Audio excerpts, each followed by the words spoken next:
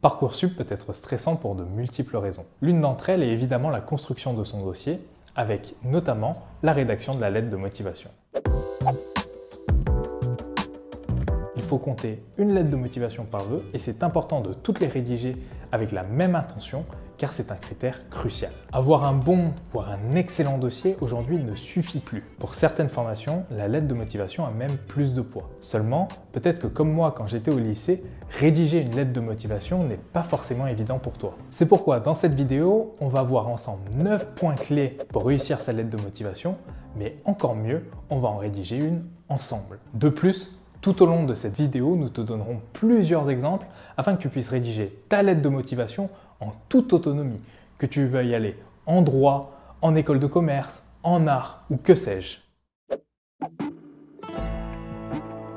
Dans une lettre de motivation, comme dans un CV ou un entretien, la règle d'or est la même. Il ne faut négliger ni le fond, ni la forme. Ce sont des exercices à code. Ça veut dire qu'on va devoir respecter des conventions. Cela va nous permettre de montrer à l'examinateur qu'on sait faire preuve de rigueur et de respecter les règles quand il le faut. Néanmoins, cela ne veut pas dire qu'il est impossible de faire preuve d'originalité. On pourra notamment se démarquer dans le fond et on verra comment dans la suite de la vidéo. Tout d'abord, il faut que nous ayons en tête que notre lettre de motivation ne doit pas dépasser 1500 caractères. Et crois-moi, c'est peu. Ce qui veut dire qu'on devra choisir précisément ce qu'on va dire. Pour compter le nombre de caractères et pour rédiger ton brouillon, nous te conseillons d'utiliser Google Doc. Pour connaître le nombre de caractères, il te suffit d'utiliser commande plus Shift plus C. De plus, tu pourras facilement partager ce document à un ami ou à un professeur pour qu'il le commente et le relise. Il s'agit d'une lettre formelle. On ne peut pas écrire comme on écrirait un texto à un ami. Il faut utiliser le langage approprié. Commençons à rédiger notre lettre de motivation. Comme on ne sait pas à qui on va l'écrire, mieux vaut commencer par une formule neutre et englobante. Commençons donc par Madame, Monsieur. Et hop, un petit saut à la ligne.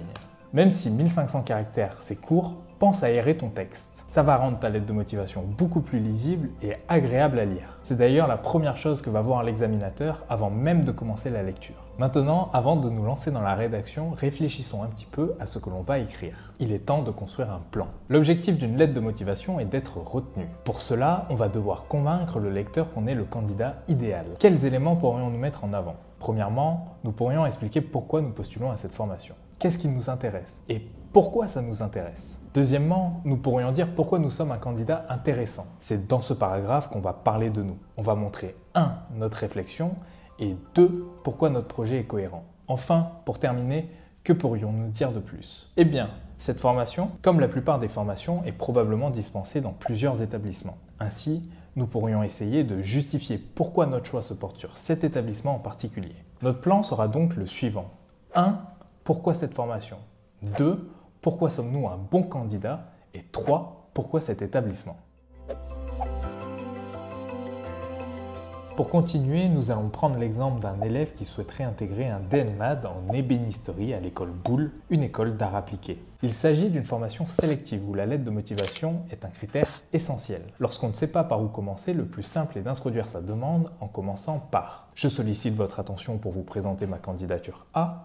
Je vous présente ma candidature pour la formation blablabla. Pas besoin de vous présenter. Par ailleurs, vous ne devez pas indiquer votre identité. Ça ne vaut pas pour toutes les lettres de motivation que vous écrirez, mais dans le cadre de Parcoursup, c'est prohibé. De notre côté, voici ce que nous allons rédiger. Je vous présente ma candidature pour la formation DNMAD spécialité ébénisterie que vous proposez. Évidemment, nous avons choisi de vouvoyer notre interlocuteur en toutes circonstances. Cette première phrase est bien, mais elle n'indique pas pourquoi nous souhaitons faire cette formation. Nous allons donc rajouter une petite phrase. Je vous présente ma candidature pour la formation DNMAD ébénisterie que vous proposez. Par ailleurs, on peut supprimer le que vous proposez. Ça n'apporte rien à notre phrase et ça permet de simplifier notre style. Je me suis intéressé à l'ébénisterie car je recherchais un métier à la fois physique, intellectuel et artistique. Nous pourrions développer un peu plus, mais j'ai un peu peur de manquer de place à la fin, donc je préfère continuer dans un premier temps. Notre premier paragraphe est loin d'être parfait. Cependant, il donne une information essentielle. Quelle formation nous envisageons et surtout,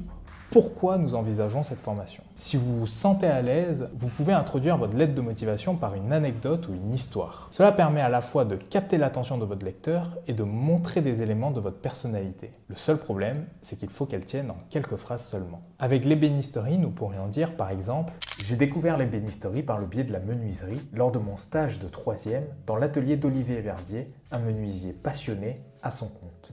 J'ai adoré le travail du bois. Cependant, je recherchais un métier manuel, mais aussi artistique.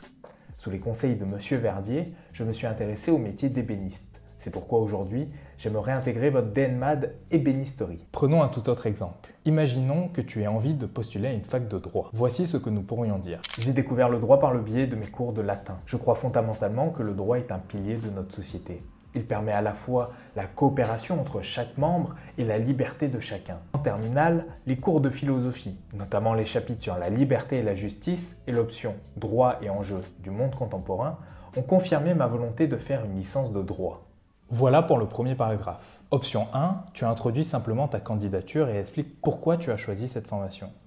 Option 2, tu te sens à l'aise et tu t'appuies sur une anecdote, une histoire, une expérience pour introduire ta lettre de motivation. Ne néglige pas ce premier paragraphe. C'est celui qui va capter l'attention de l'examinateur. Il doit donner envie de lire la suite. Avant de passer au paragraphe suivant, voici quelques exemples supplémentaires.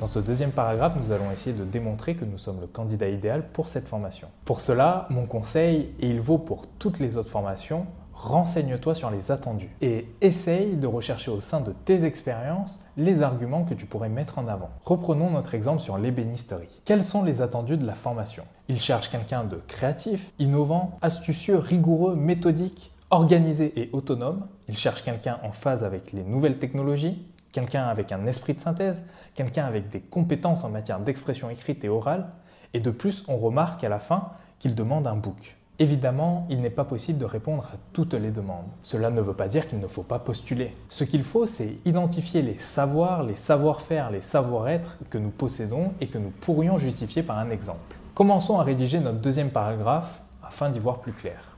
À l'occasion de mon stage de 3e, j'ai découvert le travail du bois par le biais de la menuiserie. Lors du dernier confinement, j'ai commencé à tailler dans le garage de mes parents et très vite, j'ai aménagé un espace consacré à cette activité. Sans perdre le fil de l'année scolaire, comme en témoignent mes résultats, j'y ai rapidement consacré une grande partie de mon temps libre. De plus, depuis la rentrée, je suis des cours de dessin et j'ai pris un abonnement à la médiathèque afin de développer ma culture artistique. Vous trouverez quelques photos pour imager mon propos au sein du carnet demandé. Ici, je dis plusieurs choses intéressantes. 1. Je suis motivé, proactif et autonome. Je le démontre de par mon activité lors du confinement. 2. Je suis astucieux et ambitieux. J'ai aménagé un espace dédié au travail du bois. 3. J'ai une vraie appétence pour l'art. J'ai pris des cours de dessin et je développe ma culture artistique à la médiathèque. 4.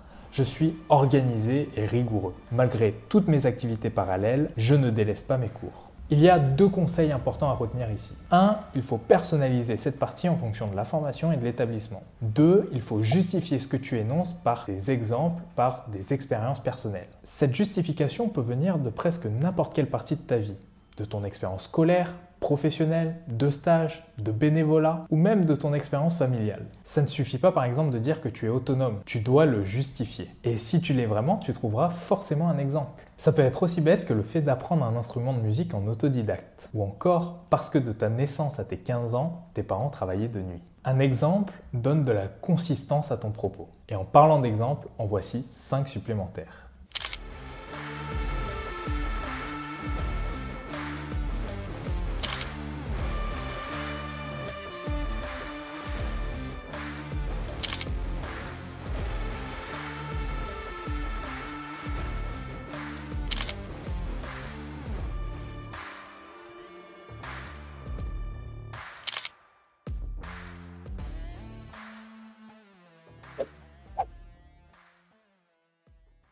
Dans notre premier paragraphe, nous avons expliqué pourquoi nous avons choisi cette formation. Dans le deuxième paragraphe, nous avons essayé de démontrer pourquoi nous étions un bon candidat. Dans le troisième paragraphe, nous allons expliquer pourquoi nous avons choisi cet établissement en particulier.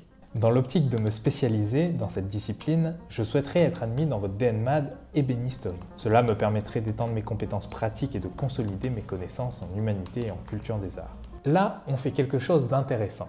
Dans mon cas, je n'ai pas pris la spécialité art au lycée, car disons que mon établissement ne la proposait pas. Or, je sais pertinemment que c'est quelque chose qui va jouer en ma défaveur vis-à-vis de l'enseignement humanité et culture des arts. Ici, j'ai retourné la situation afin d'en parler de manière positive. On peut penser que ce n'est pas grand-chose, que c'est juste un détail, mais en l'occurrence, ça modifie la perception de mon discours. D'ailleurs, plusieurs études ont démontré que le cerveau humain a tendance à retenir plus facilement les tournures négatives. Et tu peux le remarquer très facilement dans la vie de tous les jours. Personnellement, il me suffit d'un commentaire négatif, d'un mail désagréable, d'une embrouille pour que je n'ai plus que ça dans la tête. Et ce, même si je passais une très bonne journée. Alors, même pour parler de quelque chose de négatif ou de dommageable, évite les tournures négatives. Par exemple, si tu as des lacunes en maths, c'est mieux de dire que tu comptes développer tes compétences en mathématiques et en géométrie plutôt que de dire « même si mes notes de mathématiques sont faibles, j'aimerais beaucoup intégrer votre établissement ». Allez, on continue notre paragraphe. J'envisage également de poursuivre mes études au sein de l'association ouvrière des Compagnons du Devoir. Enfin, la localisation de votre établissement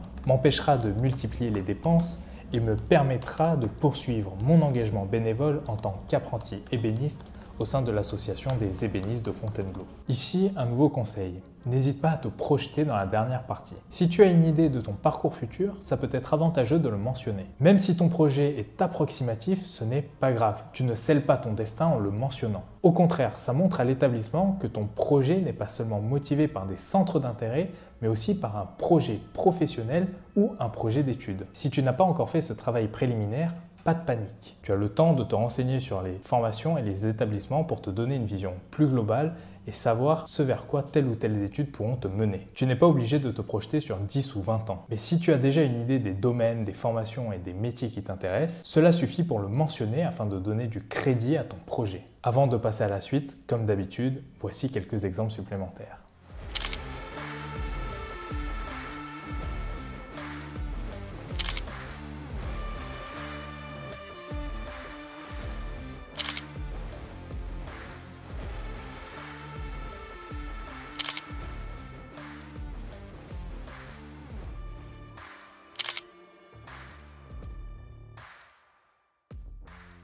Allez, il est temps de finir. Je vous prie d'agréer, Madame, Monsieur, l'expression de mes respectueuses salutations. Ta lettre devra toujours se terminer par une formule de politesse. En voici quelques autres.